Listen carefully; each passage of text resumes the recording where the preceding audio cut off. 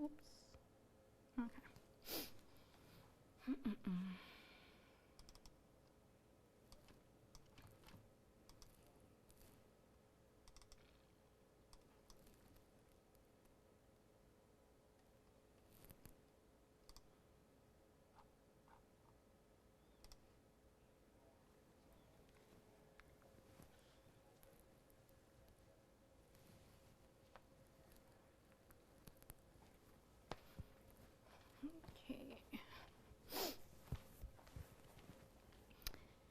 3, 2.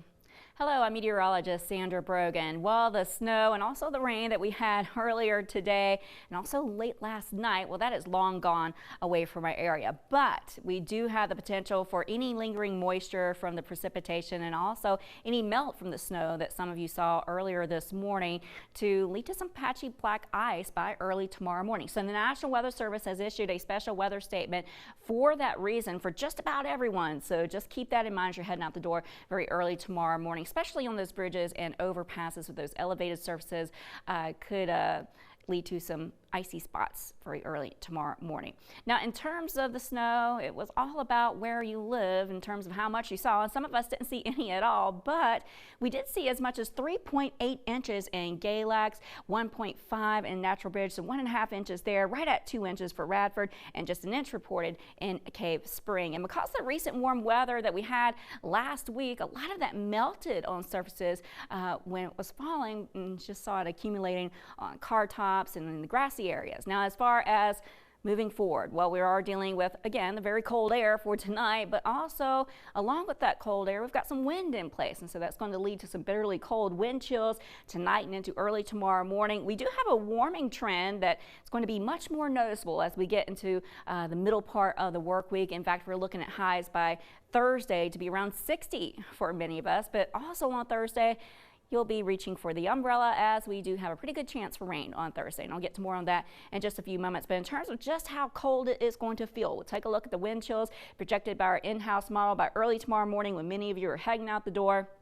Temperatures will actually feel more like they're down into the teens, the wind chill. So the actual air temperatures overnight will drop down into the 20s for many of us, but it's going to feel more like teens and even single digits for many of you in the mountains. And not just that, but for western portions of Pocahontas and Greenbrier counties, we do have a wind chill advisory that goes into effect overnight as we're looking there for wind chills to be possibly as low as 15 degrees below zero. So no matter where you are, you're going to want to bundle up as you're heading out the door very early tomorrow morning. Some very cold air in place, and that wind just makes it worse. And in terms of how low those actual air temperatures will go, well, 22 for the low in Roanoke, 20 for Buchanan, 19 for the low in Buena Vista. We'll have mostly clear skies overnight. And again, like I was saying, still a little bit of a wind overnight and through part of your day on Monday. 22 for the low in Lynchburg. We'll drop down to 23 in Brooknell. Also, we're looking at temperatures down into the 20s for Southside, 22 for South Boston, 21 for Gretna, and 21 for the overnight low in Collinsville.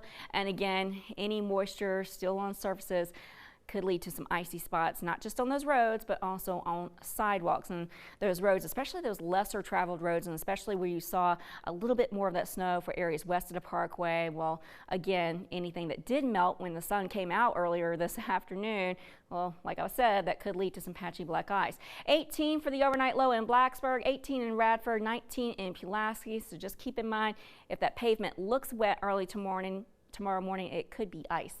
20 degrees for the overnight low in Covington and 15 for Lewisburg. Futurecast showing that we could see a few upslope snow showers for western portions of Pocahontas and Greenbrier counties. And when I say upslope snow showers, that means basically just the west-facing slopes of Pocahontas and Greenbrier counties will see any snow. Rest of us will stay dry. In fact, for the afternoon, we've got a nice mix of sun and clouds. Not a bad looking afternoon.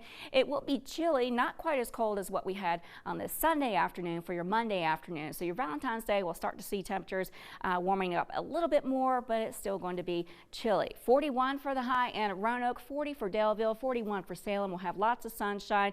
Again, not quite as cold as your Sunday, and those temperatures will continue to warm in the days following your Valentine's Day. 41 for the high in Lynchburg, 42 42 in Brooknell. And for Southside, we're looking at temperatures for you to warm into the mid 40s, including 45 for the high in South Boston. We should climb to 40 in Pulaski, just upper 30s though for Blacksburg and also for Radford. Allegheny Highlands looking at temperatures for you to be as warm as just 30, so not above freezing for Lewisburg, but we should manage to above freezing for Covington tomorrow afternoon at 35 for the high and 40 for Newcastle. So your 7-day forecast, including that Valentine's Day forecast, showing temperatures for many of us will be into the lower 40s. On Tuesday, we'll continue to have plenty of sunshine. I think you'll notice that warming trend a bit more starting Tuesday, and temperatures climbing to around 50, low 50s Wednesday. The clouds build back in on Wednesday. We should stay dry during the day on Wednesday, but it's after sunset we'll start to see some showers moving in from the west, and we'll likely be dealing with rain off and on during the day on Thursday, but it's going to be mild as temperatures will be into the 60s, but then the bottom drops out again for your Friday with highs only in the 40s.